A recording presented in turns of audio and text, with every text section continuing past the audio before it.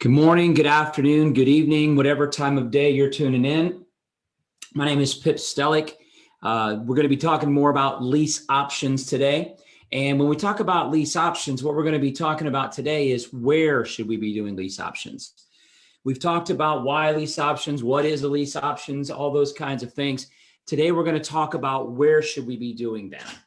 We've got a number of videos that we're going to be doing over the next 20 or 30 days. So please pay attention to see what's going on, what's happening. We got some really cool things happening right after the first of the year. We're going to be going through a lot of different details today about breaking down markets. There may be some stuff that goes over your head a little bit. But more importantly, what I want you guys to understand is that you can do lease options in any market around the country, actually around the world. There's opportunities to do lease options. So there's a lot of opportunities to do this. And please do me a favor, make notes in the comment section. I love it when people throw comments out there. Let me know what you think, who's on there, say hello, those kinds of things. I will try to respond to you. I also want to make sure, please, if you don't mind sharing this video, I would love to get more people's understanding what lease options are all about. Because as the market starts to change here, as we start to see some things happening with the market that's going on in different areas, we're going to see a huge need for this. Lease options are great for people who have mortgage or have credit issues, for people who are self-employed, for people who are going through some financial hardships. And I know where we're at in our world today, that is definitely the case. There are always going to be people that have problems. So where do we look at doing lease options? So what I like to do, and I've been teaching this for years by using a big old triangle. And as we use this big old triangle, what you're going to see here is we're going to break down a market. And when we break down this market, what's going to happen is we've got to first break this into three different pieces. Down here at the bottom, I'm going to put a line through the triangle there. And right up here at the top, I'm going to put a line to the triangle there. This is going to be your low income area. This is going to be your low income area down here. Anything below this line is going to be your low income area. Anything from this line and above is going to be your high income. So low income, high income. Any market you go to, no matter what price market it is, there's high income areas, there's low income areas. And so I'm from a little town in Nebraska, and we had high income areas in Nebraska City. We had low income areas. Every city of any size has different areas based on income levels of people and the types of houses in those areas. Now, what I also want you to think about is this middle number right here.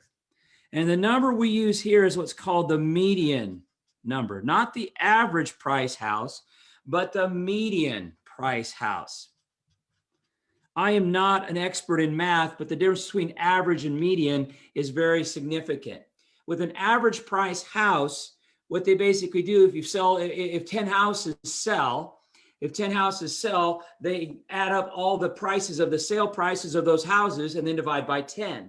The problem with average prices, it can skew the numbers high or low. If you have 10 houses and 9 of them sell, probably 9 of them sell at one level and one sells very, very low, that skews the average down, even though 9 of them are selling at one level. If we look at median prices, what we do is we figure out if there's 10 houses that sell, what are the 5 houses that sell above that price, the 5 houses that sell below the price, and that's the median price. And that's the number we're looking for. You can Google that. Any type of search will find that for you. Just type in median price of property in Dallas, Texas. And there'll be multiple different places that give you median prices. You could break it down by neighborhood if you want to get that specific. So let's just say in your area, the median price of a house is $200,000. This would work with $1 million property, with a $20,000 property. It doesn't matter. The median price is the median price.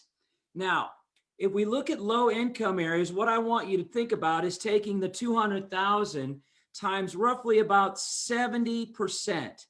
So we want to go 30% below that $200,000 mark. So 70% of 200,000 would mean about 140. So we want to stay above that 140 line. I'll explain why in just a second.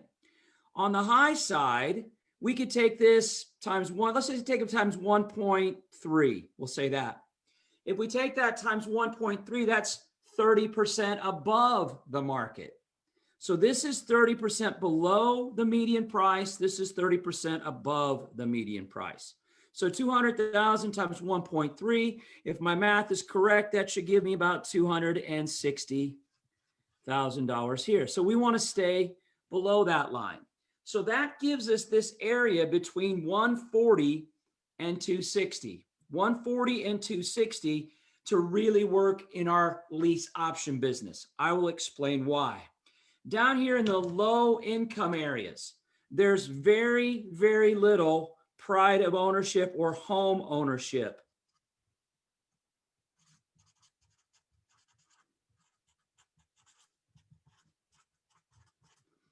There are more landlords that invest in this area, a lot of low income properties, so home ownership is less, which means there's very minimal pride of ownership because you have mostly renters down there. Home ownership is less, very minimal pride of ownership, more rental properties.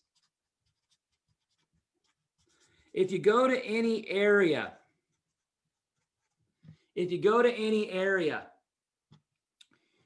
you're going to find areas that are pockets that have a lot of rental properties. And we see a lot of times those areas are not very well taken care of. Why are they not taken very well care of? Because the owners don't live there. People who own their house and have pride of ownership, they mow the grass, they take care of the flowers, they make it look nice, they paint, they put all kinds of things around their houses, they decorate for the holidays, whatever it is. There's a lot of pride. When you get into rental property and people don't see the pride because they're just renting it, they don't own it. They don't have that ownership mentality. There is nothing wrong with this. There are great things to invest in down here, but it's not the great place for lease options, because what we want in lease option properties is we want people that have an ownership mentality. They're a renter right now on their way to becoming an owner. One of my business partners calls them homeowners in training. And so what this does is it gives us the opportunity to start seeing where we should be investing in, Now, the numbers that we're using here is 140 on the low side, 260 on the high side. So we're not going to be investing down here in this low area here. We're also not going to be investing up here in the high end area. Why are we not investing in the high end area? Look at the size of the triangle. It's much smaller than down here. So what we want to do is we want to be in this area right here between these two lines. So the majority of our purchases when we're doing lease options should be somewhere in that area, So we've got from this 140 to 260 range that gives us that. And I like to call it the sweet spot, whatever you want to call it is up to you. But I think this area right here is really where you've got the best opportunity to do the best lease options and make the most money. Down here, what's going to happen is people are going to tear up your properties. We don't want that. Up here, there are very few people that are going to be living in those areas, so the amount of tenant buyers in those areas go down exponentially. So where do we find these? How do we do this? You can do Google searches to find this out. I'll give you another tip or trick, whatever you want to call it. I started mentoring all around the United States and around Canada back in 2005. And one of the things that I was told was you can probably go to any city across the United States and you can find your lower income areas most of the time without even driving around. And I thought that was an interesting thing to hear. And what I realized after I mentored in city after city after city and state after state, didn't matter what state, didn't matter what city it was, they were the same, whether it was Grand Rapids, Michigan, or Phoenix, Arizona, or Seattle, Washington, wherever I mentored, what I found was a very common thread. And these are things we need to really think about when you start breaking down a market. You can buy properties in any place across the country and still live wherever you're at. Most of the properties that my wife and I have done over the years are in areas that we don't live in.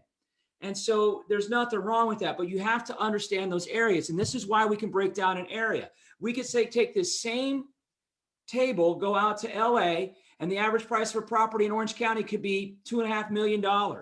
It could be $1.5 million. We'd do the exact same thing. We'd want to take that $1.5 million times 70% on the low end. We'd want to take that $1.5 million on the top end and do 1.3. So the numbers, this number changes, but the variables, the concept does not. So it's very important you understand that. Now, what was I going to say about how I can break down a market anywhere across the country? And this, I didn't know this until somebody else told me about it. And what was interesting about it was this. They say if you go to any city across the country, one of the variables that tend to be the same is if you see streets that are named after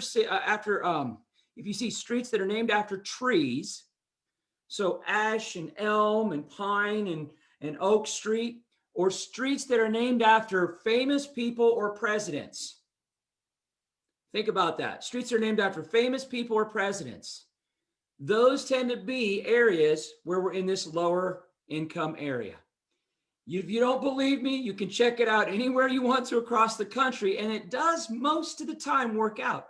Washington Boulevard, Lincoln Avenue, we see that all the time. And just understand there's nothing, then that's not to say that that's a bad thing. It just seems to be that those were some of the first streets that we had. So Oak Street, Elm Street, Pine Street. And now those areas have become a little bit maybe not taken care of as much as some of the newer areas. And so what we find is a lot of times those areas that are named after famous people or presidents or streets that are named after trees tend to be very low end. I'm going to give you a quick story because this was kind of funny. A business partner of mine, we're out in Beverly Hills and we were looking at this property. And for those of you guys that know LA at all, I'm not real familiar with LA. And so we're in Beverly Hills looking at properties and in a very nice area. And these properties were multi-million-dollar properties. So this number here would have started at a much higher level. Well, interestingly enough, all the streets on this, and they were going up this big hill. And for those of you guys that know LA area, it was called the bird streets. And so they're all named after different kinds of birds. And this was just the opposite. These houses that were named after birds, or these streets probably that were named after birds, the houses on those streets were multi-million-dollar mansions. We were looking at a renovation property there, didn't end up buying it. But the point being is there's some things that every city has. And I think when we're looking at that lower end price, streets that are named after presidents or famous people, or streets that are named after trees, many times tend to be on that lower end. So this is video number 4. We're going to be doing multiple videos. I'm trying to keep these about 15 minutes long, small chunks, because I know people don't have a lot of time to watch these. Please watch them. Let me know what you think. Put the comments in the comment box. I greatly appreciate it. If you have questions, you can send them to me on the messenger. I would greatly appreciate that too. I'd be happy to answer questions, whatever that means that you need. Also, please share this video if you think it can help other people out. So till next time when we're on Facebook Live, like I say, every time I'm on here, make sure you tell somebody you know, somebody you don't know, that you're going to be all right. Have a great day, guys. Talk to you soon.